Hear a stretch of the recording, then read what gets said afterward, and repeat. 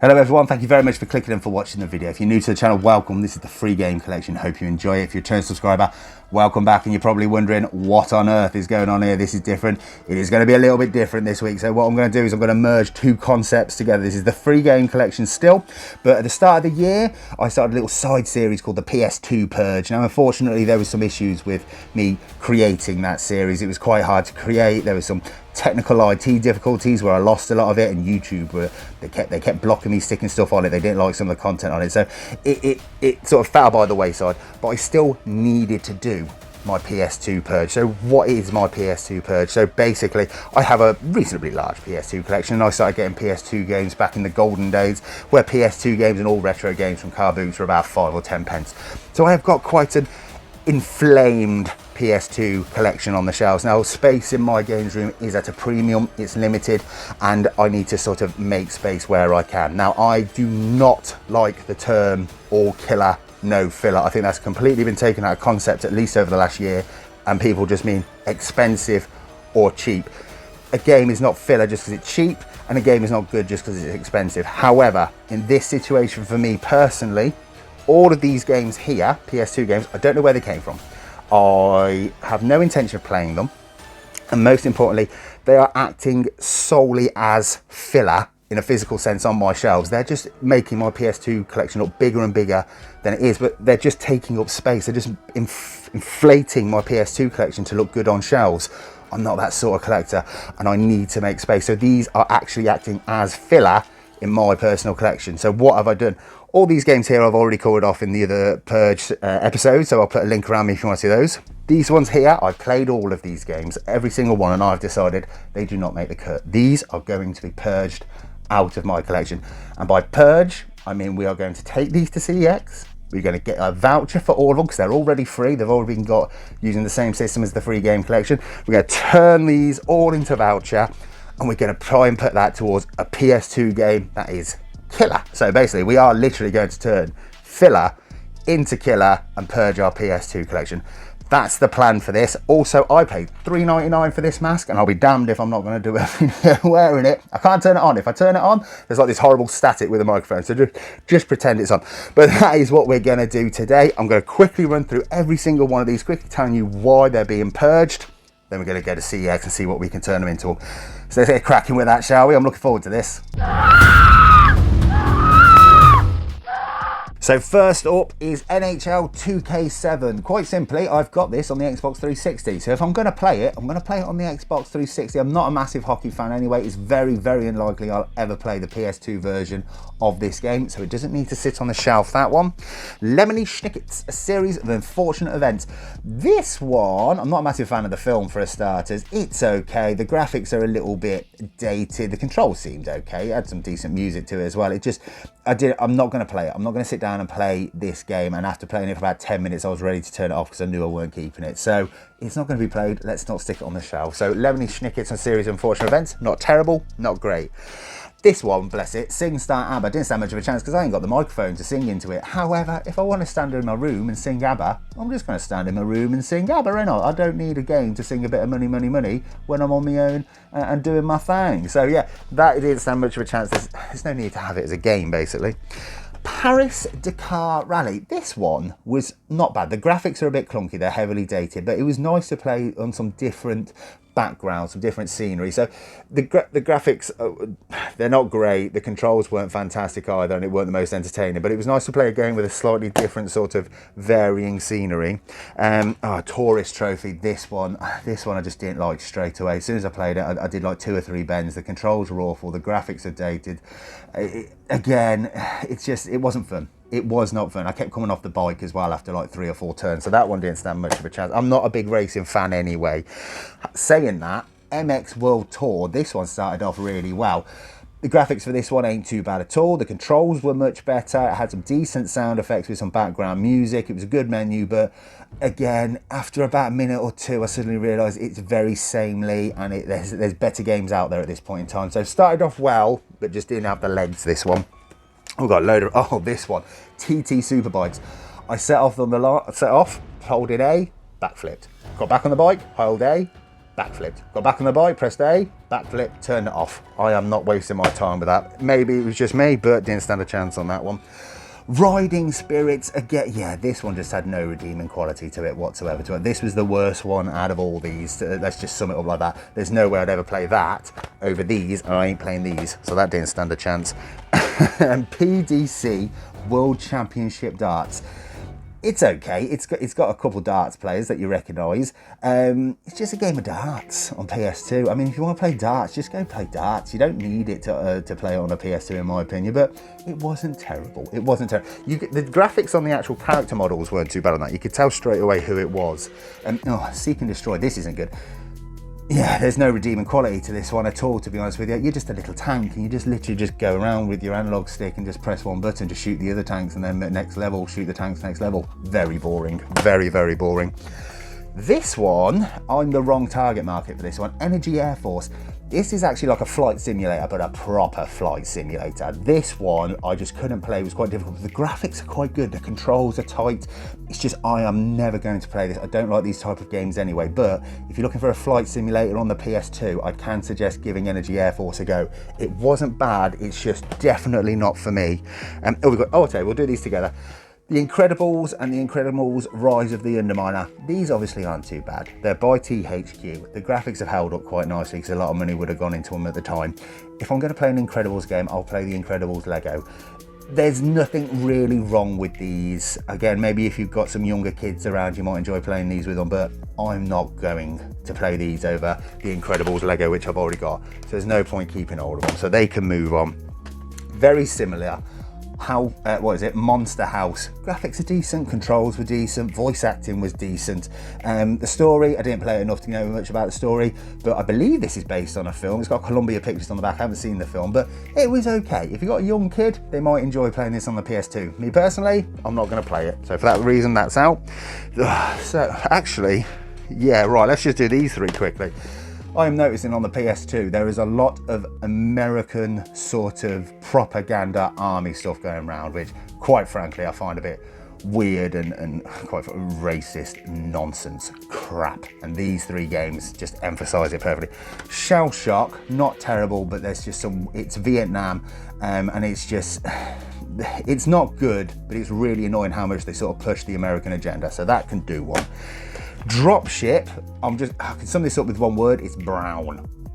It was a crap game. I couldn't land the thing, couldn't do anything with it, and you've just got someone over your speaker just chatting absolute gibberish to you. But again, anyone in the Arab nations is an enemy and they must be destroyed. What a load of crap. And Socom 2, more of the same. What a load of crap. So that can do one. Victorious Boxers, it don't work. The discs don't work, so I had to quick look as a review for this one. It doesn't look like my sort of thing. If I'm going to play a boxing game, I'm going to play Knockout Kings, so I am a big Knockout Kings fan. So yeah, Victorious Boxers, that one can go. I think that may be based on an anime from what I can see. So, Gift, look at that for a cover art. Graphics are dodgy as hell, Uncanny Valley styles. The controls are awful. I got stuck straight away. It doesn't really introduce the game very well. I couldn't tell you what the story is. It doesn't make sense. I thought this is one of those games that might be worth some money because of how bad it is, but it's not so bad it's good. It's just bad. I'm not going to play it again, so let's just move this on. But look at that cover art. That is some Phoenix style stuff. Robots, similar to the other games. It's based on the movie, obviously. It's actually half decent. The graphics are good, the control was good. I've got no problems with this one. I'm just not gonna play it. But again, if you've got a young kid, robots, I don't think it's too much. It's not bad for the PS2, but I am certainly never gonna play it. I'm not the target market for it. Coming towards the bottom of this little pile, Liverpool Football Club. Got no problem with Liverpool. I'm obviously not a Liverpool fan, however, but I've got Liverpool Football 2005. There's a lot more teams on this than I thought. There's actually quite a good variety of teams on there. The graphics they're okay actually. It's made by Codemasters, not EA. It's all right. It's a Liverpool-based football game, but you're not going to play it over a FIFA. So that one can go. Let's move these over a little bit. So Smash Court Tennis. This one didn't have many characters and there's no redeeming qualities over Virtua Tennis. I'm going to play Virtua Tennis over this one and I don't need this one in the collection, but it's not terrible. It could have done with some more characters. Not terrible, but not for me, that one. Junior board games. If I want to play a board game, I'll play a board game. Don't need to play a board game on a computer system. That's always confused me, that has. James Cameron's Dark Angel. I used to watch this as a kid. This wasn't good again. I had high hopes because the Buffy game was quite good. I thought it might be similar. Graphics are okay, controls are not good, and I played it for like 2-3 minutes and I knew I didn't want to play it anymore. So Dark Angel, not great, unfortunately. Good TV show with Jessica Alba, is it? Yeah, Jessica Alba. Oh, okay, Euro 2004 Portugal. It is by EA, so the people that make FIFA. It's quite similar to FIFA, but just not as good. So again, if I'm going to play FIFA for a football game for 2004, I'm going to play FIFA, and you've only got international teams on it. So just play FIFA. So that one can go. Actually, have I got... Oh, right. So, unfortunately, I'm a big rugby fan. I do like rugby. I played it growing up quite a bit. There's 3 rugby games here. What we got? We got Rugby 08, Rugby 04, and World Championship Rugby. Rugby games on the PS2 were not good. They're not fun, and they're one of those games where as soon as you got the ball, you're going to get a try. Tackling on all 3 of these games was nigh on impossible. I haven't played a rugby game in a long time. I am tempted to go and get one and give one a go, but these 3, I was annoyed immediately as soon as I started a game of all 3. So they, unfortunately, are going to go.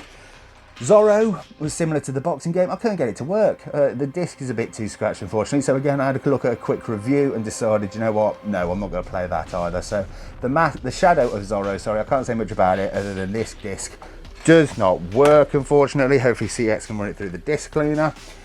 F1 2005. Yeah, it's all right. This is another one of those where if I want to play an F1 game, which I often don't, to be honest, I can just play it on a more modern system and then get a bit more enjoyment out of it. They're okay, but because they're going for realism, obviously by 2005 standards, it's sort of dated a bit now. But not a bad game, not bad. If you're into your retro races, that one's okay. Oh, this is disappointing. Jumanji, I picked this up. I was kind of hoping this might be based on the film. It is slightly obviously based on the film, but like an RPG. It's a load of mini games, so I'm not going to play that one. Oh, okay, so let's do these 2 together. Street Dance and Dance Factory. I don't have to dance, man, same as the ABBA game. I'm more likely to stand around singing ABBA than I am just dancing on a dance mat. So they didn't stand a chance. I couldn't really give them a fair shout. So let's just move them on to someone that wants to do a little dance. Got a little, but okay, another. Right, let's do these 3 together as well. Tiger Woods 09, Tiger Woods 2004, and Tiger Woods 2006. Again, I'm not a massive fan of golf games. I think I've kept one of the Tiger Woods, the most latest version of it on the PS2. I don't need all of these. They're all right, but again, there's new golf games to play. There's nothing particularly special about these ones because they're all based on being as realistic as possible at the time. And obviously graphics have moved on, especially from 2004 to 2009. So again, I just won't play them. I won't play them. Just a couple left. Trivia Pursuit, not bad. But again, if I want to play Trivia Pursuit, I'm going to play Trivia Pursuit. But this is actually a half decent game. I did play this for a little while because I do like quizzes. I did find myself sitting there doing the questions. But again, if I want to play Trivia Pursuit, I want to play with other people, I'll do it in my living room on a board game. So not terrible, but not for me. Oh, okay. Jet Eye on GP. What this is, someone's turned around and said, make a Wipeout clone. And someone's done a right bodged job of it. Graphics are awful. Controls are awful. The visuals on it hurt your eyes. If you suffer from epilepsy, I don't suggest having a go on this. Just everything about this is bad, actually. Stay away from this game. It's a shame because the cover looks really interesting. It's Ubisoft as well, yeah. Wipeout, but really, really bad. So stay away from that one. And lastly, Madagascar. Similar to the other games, which are based on films and series. Graphics are okay. It's more child-based. It's just not for me, but yeah, it wasn't too bad. It wasn't too bad at all. You might enjoy playing that. So that's why all of these games are going to be purged. So we are going to take these to CEX. We're going to trade them in for a voucher and see what we can turn these into. I'll be back in a minute. So the deed's been done. I've purged all of those PS2 games. They're no longer in the collection. What did we get back for them? So the first thing I need to mention, 22 of those games were only a penny back each on voucher at CEX, which is no good to us. So we put those on Facebook Marketplace, got £15 for them. So 22 pence into £15, that was a good decision. In CEX, I won't go through every game individually, but they gave us for all the rest of them £31.80. So not too bad. Combine the two, we've got £46.80 from our PS2 Purge to turn all that filler into an awesome piece of killer. Now, obviously, I've merged the Purge series and the free game collection together, which means we've also got a bit of voucher up in that top corner, which is good because I was looking at the games that are sort of floating around this sort of £45 mark. There's none that were truly standing out to me. £45 is a lot of voucher, so I wanted to spend on something I really, really wanted. So what we're also going to do, we're going to take away £31.15 from the voucher total from the free game collection. Let's take that away now, because we bought a game, one game, and it was £75, but obviously we've had to pay the £2.95 delivery because there was not one anywhere near me in my local CXs. What game is it? The Gregory Horror Show. So this is not the most common of horror games. £75, so it's not the cheap. It is classed as a PS2 rarity. Some of you may know this, some of you may not. I've been after this game for quite a while, and I thought this really suited this episode to finally pick this one up. So it's by Capcom. It's a survival horror game, so it's very similar to Resident Evil, but it's a bit more cutesy. It's a bit more child friendly. The aesthetic of it is really nice. It's sort of based on this sort of paper cut sort of art design. You're basically going around a hotel, and it's a Gregory hotel, and it's every night there's different spirits, and you just try to collect the souls. You need to get it off them without being spotted. It's really, really good. Something that you don't see very often, and you don't see people speak about very often. I think this is going to be one of those games that just continues to go up in price as well. £75 is not cheap, like I say, but yeah, I can see it going up and up and up and up. You don't see many people mention it. This is a lovely copy, by the way. Obviously, it's one of those games because it's a rarity that comes with manual. The condition is absolutely fantastic. But yeah, a game I've really wanted to add to the collection. Let me know in the comments if this is something that you've got on your radar, because you don't see many people mention this one too often. But again, I think this one's going to go up a bit more in price. So turning all of that filler into this is absolutely fantastic, because I wanted to get it for so long, and I thought with that much voucher, just add a little bit more and get something you've always wanted in the collection. I feel really good about this. I feel like this is exactly what I wanted to do with the Purge, turn all of that into something I've always wanted. So that's fantastic. So let me know in the comments, purging your collection, is it something you need to do? Is your collection just getting a bit too big? Is yours full of stuff that you just don't want or don't want to play anymore and is just taking up space? Or have you already done it in the past? Is your collection nice and slimlined already? Let me know. I'm really glad that I finally got around to doing this, and I've finally got some space back on the shelves to add some more PS2 games as well as this one, and I've added an absolute piece of killer to my collection. So really chuffed with this, really chuffed. Thank you very much for joining me. Take care of yourselves.